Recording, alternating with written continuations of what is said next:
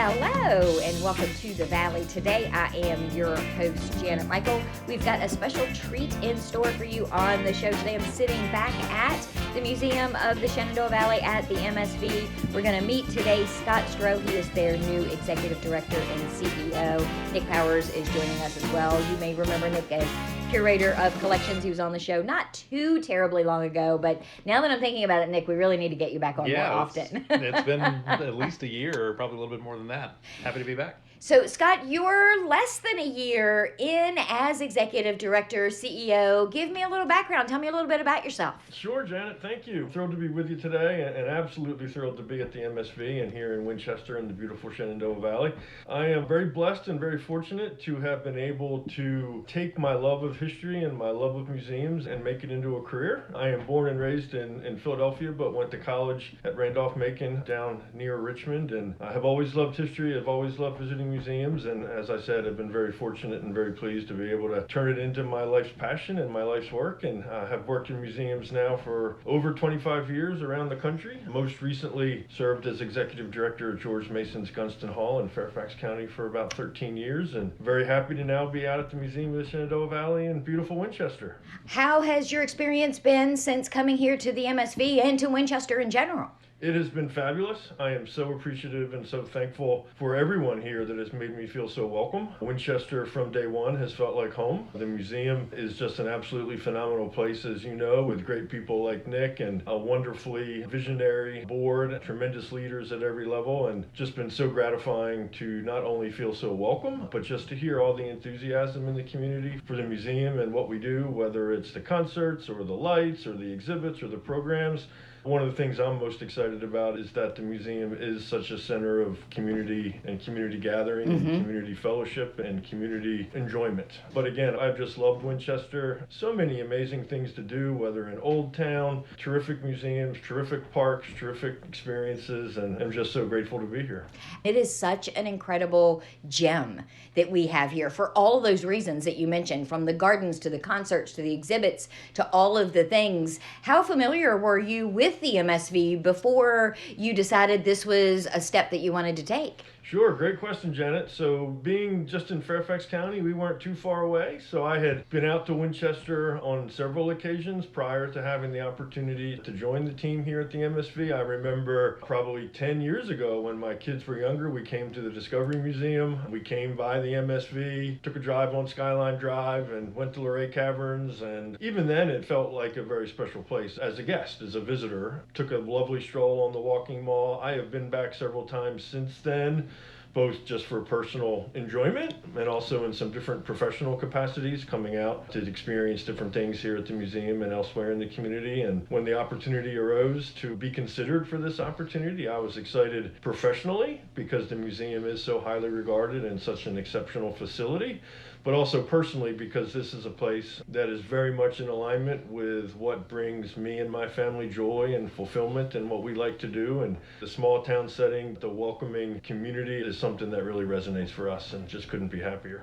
Nick, for all of the things that Scott just mentioned, you're very cognizant of that when you're looking at collections that are going to be on display here Absolutely. At the MSV. You want to make sure that there's something in there that's going to speak to someone no matter what their history, background, or interest is. Yeah, we very much try to collect and exhibit all the communities that make up the valley. It's a lot of different people. It's a lot of range in geography. We generally collect from about more or less Harper's Ferry to Natural Bridge. So that's 150 miles worth of collecting. And in between the Alleghenies and the Blue Ridge, there are so many stories that it can sometimes be a little difficult to keep track, but it also means there's always something new that I haven't learned and will probably continue to be a student of this place for as long as I'm here. It really is a benefit because you do have so much geography you can cover. Because I would imagine at some point, if you were just Winchester, you would likely run out of things. It might take you 100 years, but you would likely run out of things because you can include Page County, Luray Caverns, like Scott mentioned. It does open up a whole much larger world for you. Absolutely. And we collect and interpret largely from the earliest period of European contact with indigenous peoples in the valley, but also looking further back than that, but up through today.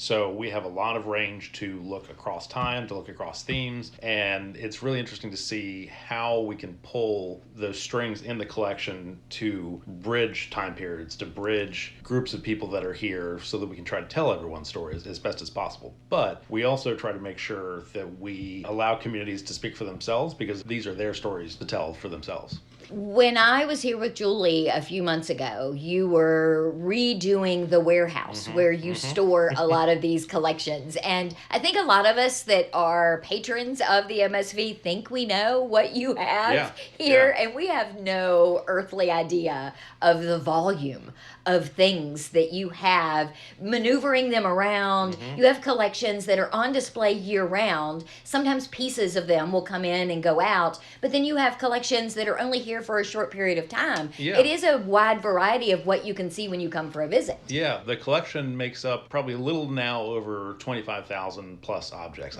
And objects, manuscripts. So that includes everything from the 1 foot to 1 scale miniatures to large pieces of furniture that require multiple people to move. It's a lot, but we track every single object. Everything has its own identification number. And the project you're referring to, we just finished the reinstallation of our collection storage. It's hard to describe without visuals, but since we're on radio, the best way I can describe it, if you've been to like a university library where they have the bookshelves that move on tracks, it's a similar system, but for objects and artworks. And it allows us to compact everything, but also allows for future growth in certain parts of the collection. We're still very much an actively collecting institution. I'd like to think that we've found everything there is to find in the Valley, but that is nowhere even close. The MSV building has been around 20 years. Our institutional history goes back further than that with the opening of the Glen Burnie House. So depending on how you cut it, we're between 20 and 30 years old. But this building now is 20 years old. So this was a great opportunity to improve upon the stewardship of the collection that we have and then look for growth going into the future. Because time marches on. Oh, yeah. And so something that is happening today in 30, 40, 50 years is, I was joking about that before we started recording, my old radio equipment will have some historical value as time progresses. So you have to be mindful of that as well. Yeah, absolutely. You see some of that in the changes of land use. We're looking at objects and stories that represent that, but you also have contemporary artists that are working in the Valley, and there are more and more artists every day that some of them are homegrown and are drawing their inspiration from the landscape and the people that they grew up around. Others are coming to the Valley for the first time and are inspired to create artwork, and that's all part of the story. We actively collect that. So there's always something new coming around the bend. If you should ever need it, I have a Montgomery Ward's chest freezer in my basement. Now that the building is gone and you can't even tell that it used to be there. And again, when you're talking about land use, sometimes there is something that we all take for granted because it's a building that has housed something for years, and then progress, as they call it, comes in. So there are a lot of things that you have to constantly be on the lookout for. Yeah, absolutely. A great example kind of that changing land use a couple of years ago. Some of your listeners might remember we had an exhibition on the work of John Chumley, who's a realist painter in the area. And some of the landscapes that he painted, they only exist on his canvas now, on the watercolors on paper that he did, his oils, his egg tempera paintings. Like, some of those views are now gone, and his artwork is how we can capture and remember what that used to look like. And then you can think too in terms of family that have saved things for generations, that put in their estate planning that they want a painting or a piece to come here. People pick things up at auction and yard sales. We've all seen the stories on the news about, I bought this for $1 at a yard sale, and it turns out it was an original something or other. There's always something. I never seem to find those. By the time they get to me, it's gone through a few hands. But yeah, I remember the days growing up here when you could go to an estate sale and it was someone's house and it was the entire contents, generations worth of material. You don't see a lot of that these days, but I'm still amazed that there are things that come out of families that have never left and have never seen the light of day. Often they're incredible pieces because they've never left the family, and they are entirely representative of the experiences of people that lived here. Scott, are the collections here at the MSV one of your favorite things? I'm sure you have many, as do I, but are the collections, do they hold a special place in your heart? They do, absolutely. And the collections are important for a variety of reasons. What I would say is all of us as individuals have items in our own homes, whether they were from our parents or grandparents or children, that represent and define who we are as a family, who we are as an individual. What's wonderful about the collections, and I want to give great credit to Nick and his predecessors and his team, team who have really in many ways built this phenomenal collection of artifacts. But these things that we have and that we're privileged to serve as stewards for represent the collective identity of the Valley. So just as our personal family heirlooms are meaningful for us, these objects really represent and tell the story of the larger Valley in really personal, tangible, and impactful ways. And anytime you have an opportunity to see or experience, or on some rare occasions we get to hold these things in our hands, it's a real palpable connection to something real. And they're incredibly important to our ability to tell the stories of the diverse communities and people here in the Valley. Absolutely. Nick, you've got a collection, the Inside Job, which I think adds another layer because staff have picked what is in this collection, which I think when Julie was showing me when I was here the last time, this is what I chose. It just makes it a stronger connection for me as an individual to walk through because likely we know who those people are, and it's interesting to see their perspective. Yeah. The exhibition you're referring to just opened, Inside Job, Staff Favorites from the Valley collection, that is to celebrate the 20th anniversary of this building that I was talking about a minute ago. But yeah, it was an opportunity for staff to pick their favorite objects in the collection, and then I would, in my more curatorial role, pick something that either complements or makes you think about that object that they chose in another way or another light, but it also really interestingly shows how our staff has changed over time. The people that have cared for and look after and share with the public these objects that are in our collection every day. On each of the labels, it shows you that person's title and in some cases how their title has changed. Interestingly, this is an exhibition that has been looking at our 20th anniversary, but some folks chose a lot of new things that have not been on view before. So it was a great opportunity to get some new works. Christy Broy, our Director of Education, chose a group of toys that are called Little Beasties that were made by the Shenandoah community workers at Birdhaven in western Shenandoah County. Birdhaven was an opportunity as the Depression was coming on. One community, there had been one of the sulfur springs out in that area a little bit near Boise. The sulfur spring went under and all of a sudden this community was left largely jobless. But they used the natural resources, the trees, the other parts of the environment around them to create toys, to create all types of material and to market it for themselves. And those pieces traveled nationally. Wow. Yeah. And this is a line of little animal toys. And we were very lucky a few months ago to also acquire a grouping of ephemera, so papers that were related to the marketing of Birdhaven. So we were able to put them side by side so you can see the toys themselves, but also how they were marketed by the community at Birdhaven. And that's really what makes a collection when you think in terms of you can have a piece, even 2 pieces or 3 pieces, but having more to be able to explain what it was. Sometimes it's not just the piece that's important, it's all of the other things that are ancillary to that. It's the context of it. You know, it is how one community in the Valley that faced hard times used the resources that they had to improve the lives of their community. And Scott, it's got to be great for you because when you're looking at these staff picks, a lot of the staff here have been here nearly since its inception for 25 years. That's got to be great as a CEO to walk in and know that you've got some serious stability in your staff. Absolutely, and we have an absolutely phenomenal staff team that I'm just blessed and privileged to work with and find inspiration and motivation from every day. What I really enjoy, among other things, about Inside Job is the artifacts themselves are compelling, but the story of why that artifact resonated with each individual member of the team is really powerful to read. And already the exhibit is prompting similar reactions from guests and those that are coming to see it. They're sparking conversation, they're sparking memory, they're sparking stories. And just to go in and read why a different member of the team selected a certain object and why that resonated with them, and then to see Nick's very thoughtful curatorial response, I think really reflects the very best of what museums are here to do, which is to foster community and foster conversation and foster understanding about different perspectives and different people. And that's just been really fun for me. And with it being so cold outside now, it's a great time to come walk through the gallery. I know I don't go for a walk in the garden this time of the year, but I can go walk through the gallery and see all this great stuff every day. Nick, I understand that you have a piece here at the MSV that isn't here right now because it's on loan somewhere. It is, yeah. More and more objects from the museum's collection are being requested by other institutions for exhibitions. So we're really proud and happy to share that we are very lucky to have an oil on cardboard painting by Grandma Moses, Anna Mary Robertson, but most people know her better as Grandma Moses. And the Smithsonian American Art Museum in Washington, D.C. has organized a new and really massive retrospective of her work.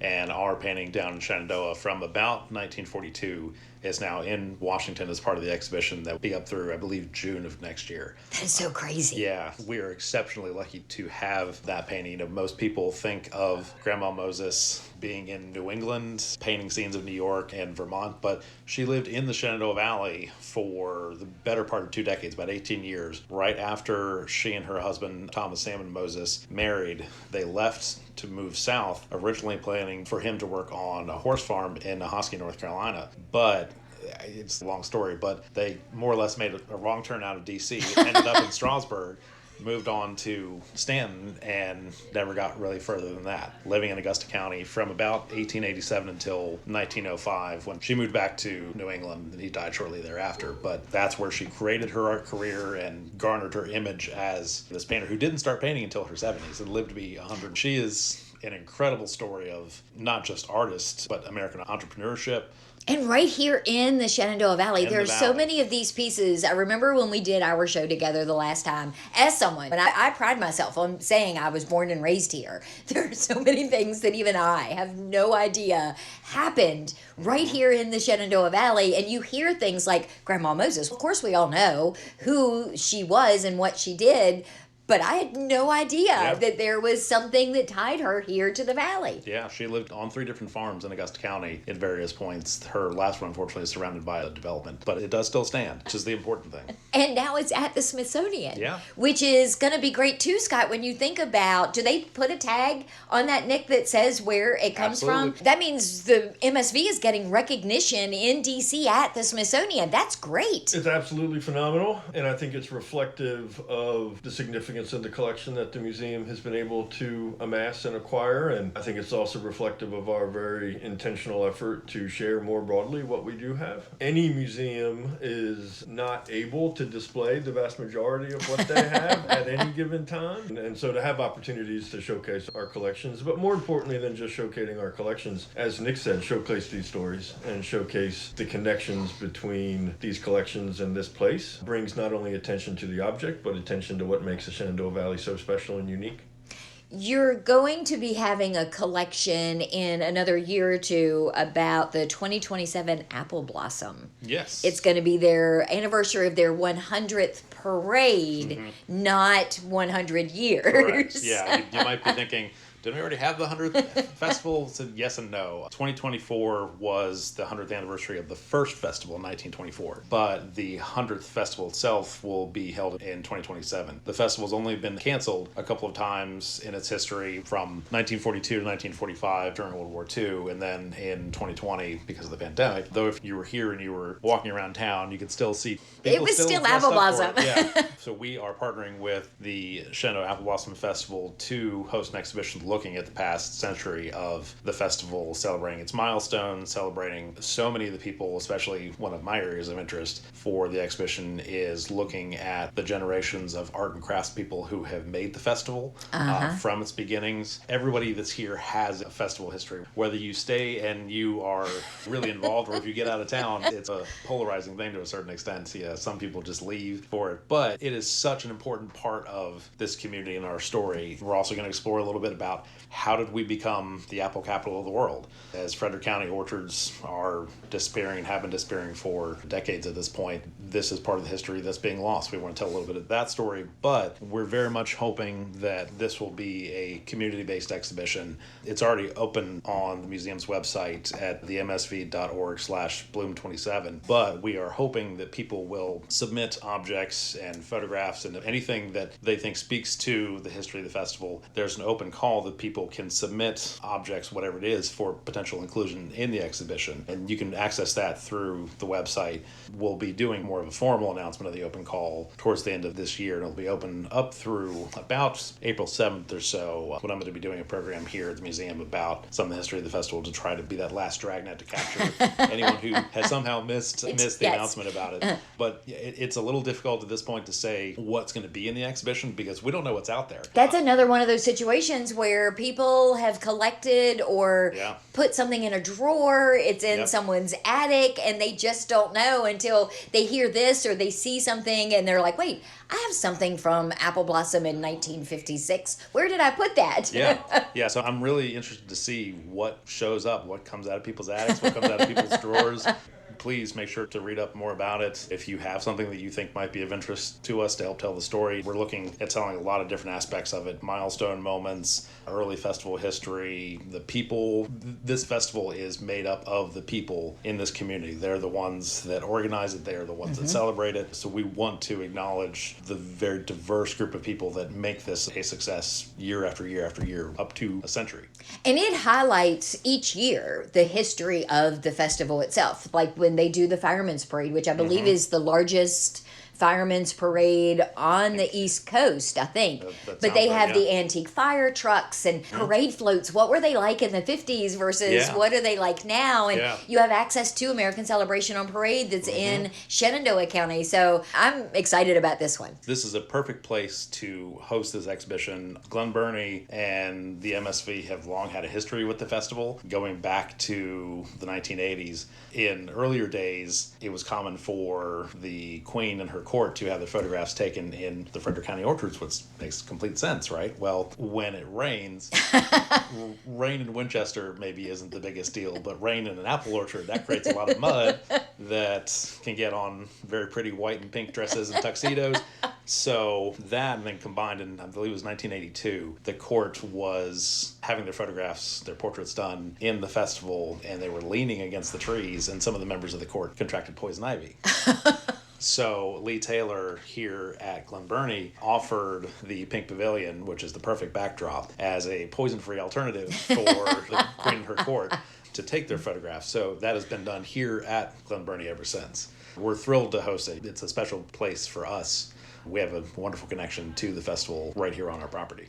And Scott, that's the cool thing when you talk about being a lover of history. Sometimes people hear that and they think, oh, he's interested in wars, because that's what so many people traditionally associate history with. But it's things like all of these cool stories, and that's what being a lover of history is really all about. Absolutely. And as someone who experienced Apple Blossom for the first time this year, which I can say I loved every minute of it, it was great. I'm really excited about this exhibit for a variety of reasons, but you're right. History isn't just what happened 250 or 300 years ago. History happens every day. And at the end of those days, history is about people and place. And what better defines the people and place that is Winchester than the Apple Blossom Festival? So we're truly honored and thrilled to be a partner with this and really excited and looking forward to the exhibition.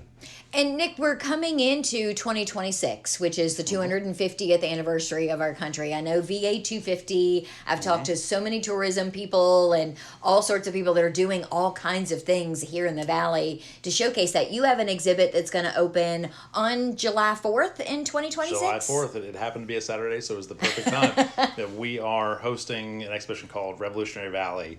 You tend to not think of the Shenandoah Valley too much with the American Revolution. We're not Yorktown on the other side of the state, on the other side of the Commonwealth, but the people that were here were just as much a part of the discussion, just as much as part of the events of the time. Some of the earliest members of what became the Continental Army were raised in Winchester and Shepherdstown, which was then Mecklenburg, and they helped turn the war from an uprising in New England to a trans-colony fight. And so the exhibition is meant to look at the different ways that people in the Valley have contributed to and also discussed, and looking at the exhibition as this region being a place of revolutionary thought and action from that period up through today. We don't just end when the siege of Yorktown, the war is over.